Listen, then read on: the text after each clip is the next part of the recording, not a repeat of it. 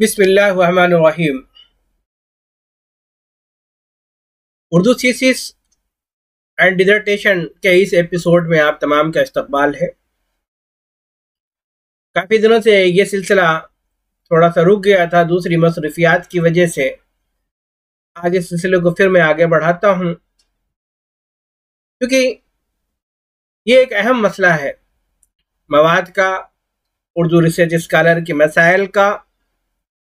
ہماری یہ کوشش رہی ہے کہ ہم تمام مقالوں کو آپ تمام کی خدمت میں پیش کریں، لیکن چونکہ تمام مقالوں کو ہم ایک ساتھ نہیں پیش کر سکتے، اس لیے ہم نے یہ سلسلہ سیریز کا شروع کیا تاکہ ایک ایک مقالے ہم آپ سب کی خدمت میں پیش کرتے رہیں۔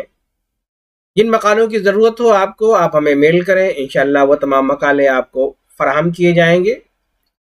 آج ہم ایک اہم مقالہ آپ سب کی خدمت میں پیش کرنا چاہتے ہیں جو کہ افسانوی ادب کے حوالے سے ہے، جمیلہ ہاشمی کے افسانوی ادب کے حوالے سے ہے۔ تو میں چاہتا ہوں کہ چلوں سیدھے اس مقالے کی طرف تاکہ دیکھ سکوں اور جان سکوں کہ اس مقالے کے اندر کیا کیا چیزیں موجود ہیں۔ بنے رہیں ہمارے اس یوٹیوب چینل پرواز دکن کے ساتھ، اور ہماری خواہش ہے کہ آپ ہمارے تمام جو ایپیسوڈ ہیں وہ تمام ریسرچ اسکالر تک پہنچائیں تاکہ زیادہ سے زیادہ لوگ اس کا فائدہ اٹھائیں۔ تو ہم پہنچ گئے ہیں اس مقالے کی طرف، جمیلہ ہاشمی کا افسانوی ادب۔ مقالہ یہ ہے ایم فل اردو کے لیے ہے، نومبر 1996 میں یہ پیش کیا گیا۔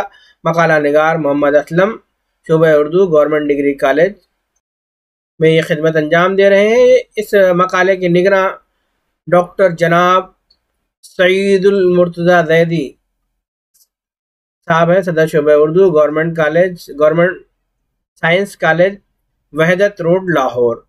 یہ مقالہ پیش کیا گیا علامہ اقبال اوپن یونیورسٹی اسلام آباد میں ایوارڈ کے لیے۔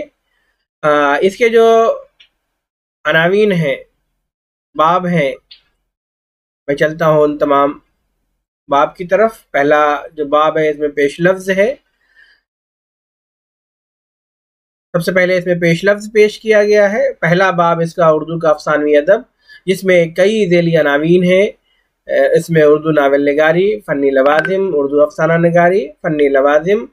باب دوم جمیلہ ہاشمی کی افسانہ نگاری، اس میں تمہید، معاشرتی افسانہ، نفسیاتی افسانہ، علامتی افسانہ، فنی لوازم۔